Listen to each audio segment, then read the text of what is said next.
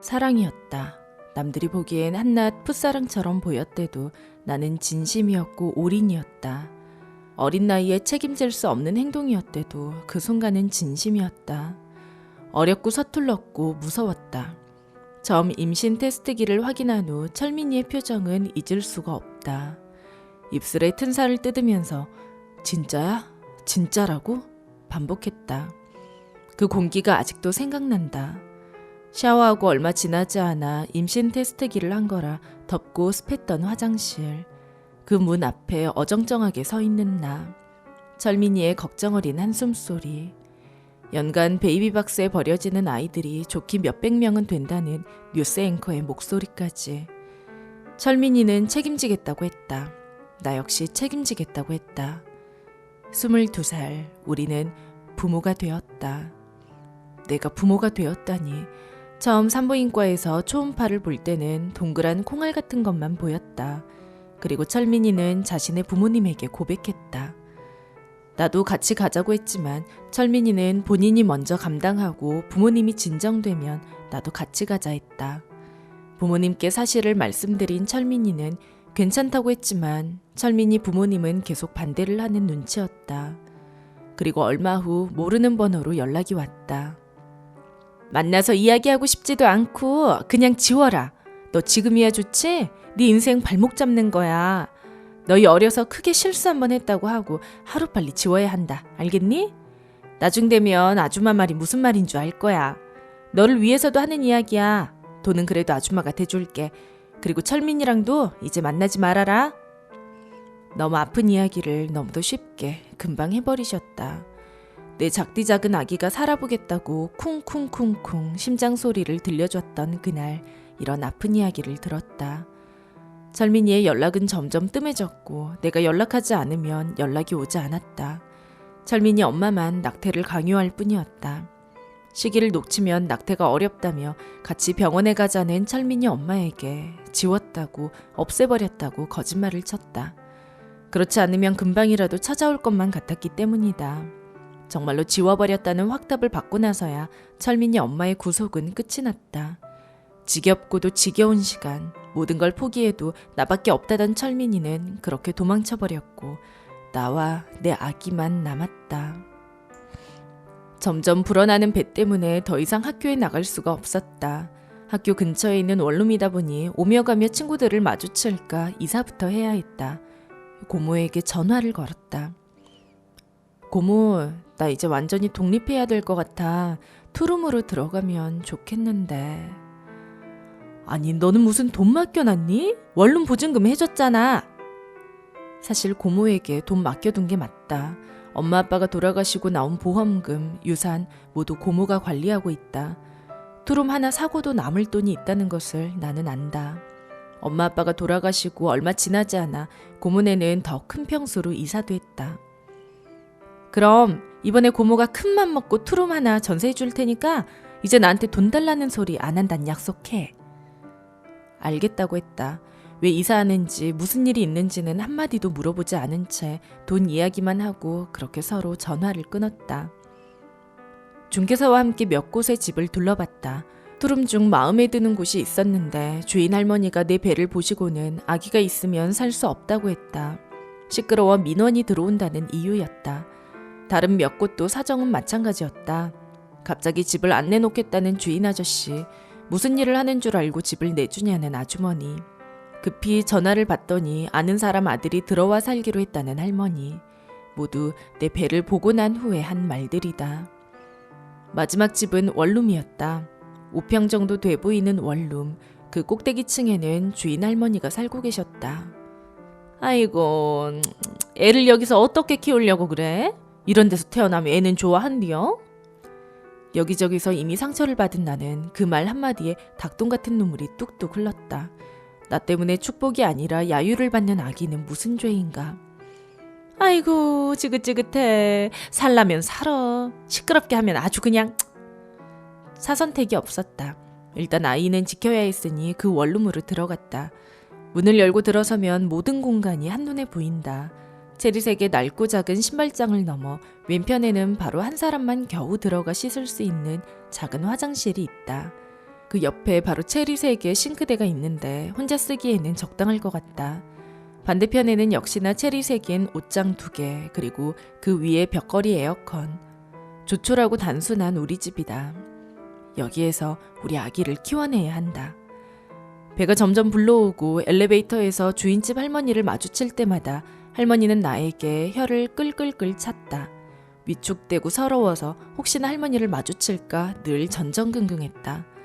아끼고 아끼면 아기가 태어나고 돌 때까지는 어떻게 살아볼 만한 조금의 돈이 통장에 있었다. 그동안 아끼고 아껴 조금씩 모아둔 돈이 이렇게 큰 쓸모가 있을 줄은 몰랐다. 혹시나 아기가 태어나고 더 들어갈 곳이 많을까 싶어 먹고 싶은 건 먹지 못하고 밥에 김치로 끼니를 때웠다. 뱃속 아기에게 미안해 가끔 고기나 과일을 넣어주긴 했지만 형편상 무리였다.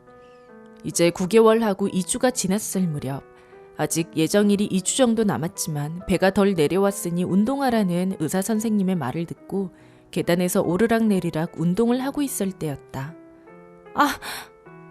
가진통이 왔다. 그래도 몇 센티 이상은 열려야 병원에 오라는 간호사의 말이 생각나 조금 더 걸었다. 그러다 조금씩 주기적으로 진통이 오는가 싶어 짐을 챙기러 방으로 들어가다 402호 문을 잡고 비틀어 섰다. 진진통인 것 같았다. 이마에 땀이 송글송글 맺히고 서 있을 수가 없었다. 아이고 여러 가지 한다 진짜. 계단을 내려오시던 할머니가 나를 보고 뛰어왔다. 그리고 나를 바닥에 앉히더니 402호 청년을 불렀다. 어이 총각 얼른 나와봐 얼른. 여기 좀 도와줘봐 얼른. 402호 총각이 119를 부르고 주인집 할머니가 구급차에 함께 탔다. 진행은 빨랐고 병원에 도착하고 얼마 지나지 않아 우리 딸이 태어났다. 입원실에 누워 멍하니 천장을 바라보고 있었다. 엄마... 뭔 엄마야 엄마는? 엄마 안 오신대요? 엄마 없어? 아유 참나 팔자도 참 기구하다 기구야.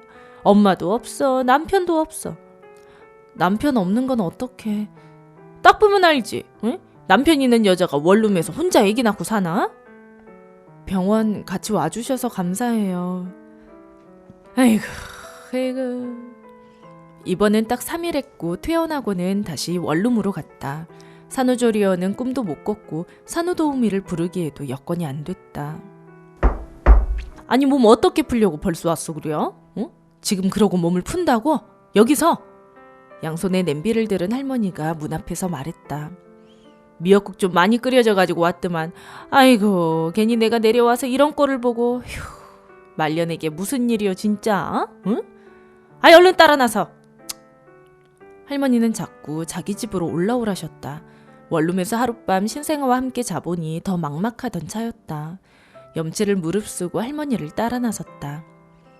5층 주인집은 거실이 꽤 널찍했고 방도 3개였다. 미역국을 이제 끓이셨는지 구수한 냄새가 방 안에 퍼져 있었다.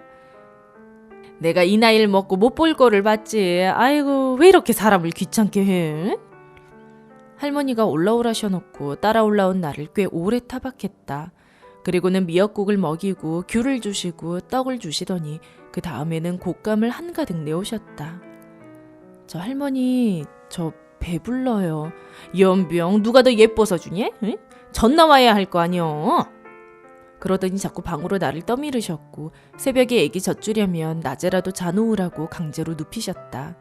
새벽에 2시간에 한 번씩 깨어 우는 아기를 안고 수유를 하고 트름을 시키고 그러고도 칭얼대는 아기를 안고 달래고 겨우 재우고를 반복해서 몸이 천근만근인 참이었다.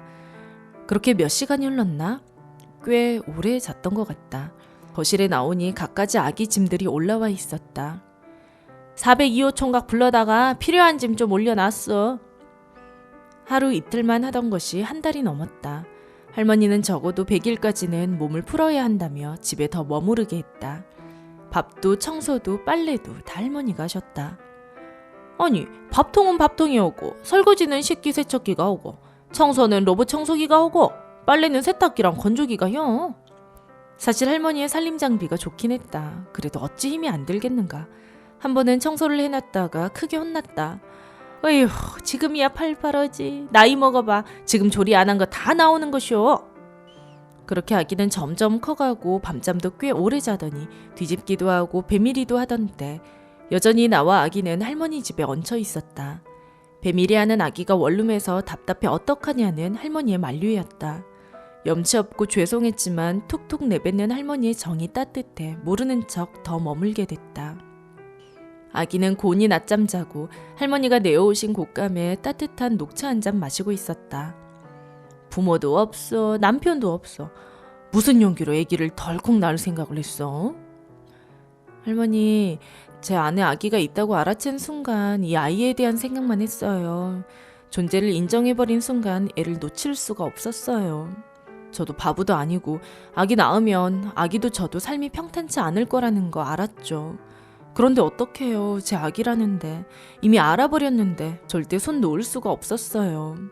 이 아이의 첫 걸음마가 초등학교 입학식이 결혼식이 상상되는데 어떻게 놔요. 제 인생을 갈아서라도 이 아이를 지키고 싶었어요. 그래도 애기는 그 생각이 아닐 수 있잖여. 자기만 없었으면 엄마도 평범하게는 살았을 건디 응? 괜히 나와서 힘든 꼴 보여준다 하고 원망 없겠어? 원망한다고 하면 들어야죠. 아빠 없이 키우는 거 미안하고요. 그건 제 몫인 거죠. 그런데 그런 이야기 안 듣도록 정말 최선을 다해서 키울 거예요. 제 인생에 대한 후회도 없을 거예요. 아이 책임지고 키우는 게 제 삶이에요. 이 아이에게 충만한 사랑을 주는 게 제 남은 삶이에요. 처음 할머니 집에 들어오고 1년의 시간이 지났다. 아침부터 분주하던 할머니는 떡과 과일, 곶감 등으로 상을 꾸미고 위에 우리 아기를 앉혀놨다. 그리고 사진을 찍는 게 취미라는 402호 총각이 우리 아기의 돌사진을 찍어줬다. 그리고 402호 총각에게 할머니와 나 그리고 우리 아기 셋의 사진도 부탁했다. 할머니, 지난 1년 동안 저희 모녀 살펴주신 건 너무 감사해요. 절대 쉬운 일 아니라는 거 잘 알아요. 전 살면서 인복이 참 없는 사람이다 생각했는데 그 인복 한꺼번에 받으려고 그랬나 봐요. 눈물 나게 감사해요, 진짜. 이제 원룸으로 다시 내려가야 했다. 아니 됐고 2층으로 가. 2, 3층은 투룸이요. 우리 집 살면서 1년간 살지도 않은 원룸 월세 다달이 낸 거 내가 다 가지고 있어. 이걸로 전세금 하려니까 2층으로 내려가 살아. 내가 너 이뻐서 주는 거 아니여. 우리 나유리가 이제 걷기 시작했는데 어쩔 것이여. 다른 방 옮겨다니며 걷기라도 해야지. 전세금 받았고 살고 싶은 대로 살아. 나간다 하면 돌려줄라니까. 할머니, 아이고 시끄럽고 이제 앞날이 창창한 것이 애만 키우고 살 거요? 나가서 일해야지. 얼른 일자리 알아봐. 내가 일하는 동안만 우리 나유리랑 있을라니까. 그리고 우리 나유리 인자 말할 줄 알면 어린이집 요 앞으로 보내면 딱 좋겠더만. 거기 선생들이 애기를 그렇게 이뻐야 한디야. 할머니는 이미 나유리가 다닐 어린이집까지 알아보셨고 나에겐 정말 엄청난 것들을 주셨다. 왜 이렇게까지. 우리 나유리 위해서라니까. 감사해요 진짜. 진짜로요. 건강관리나 잘여. 세상 혼자 살면 그것보다 서러운 것 없어. 내가 15살 때니까 벌써 몇 년이야. 아휴, 나 15에 혼자 두고 우리 엄니가 먼저 갔다고. 그 시대에는 미혼모라면 재수없다고 돌 맞았어.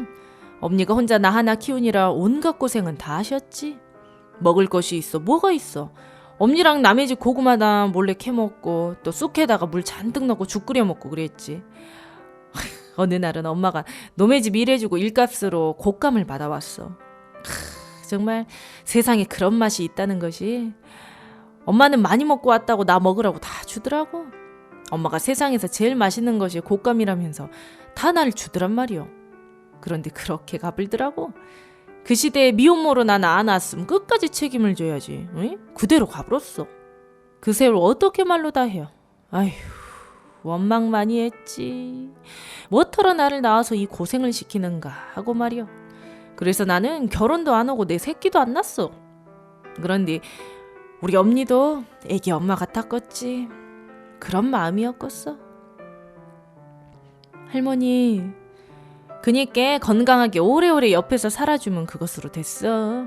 나도 애기 엄마 덕분에 인자서 우리 엄마 마음 조금이라도 알았으니까 그걸로 됐어. 나와 나유리가 2층 투룸으로 내려오고 나는 일자리를 구했다. 당신은 가족도 없고 낙도 없는데 나유리 보는 재미로 산다는 할머니는 정말로 나유리를 끔찍히 아꼈다.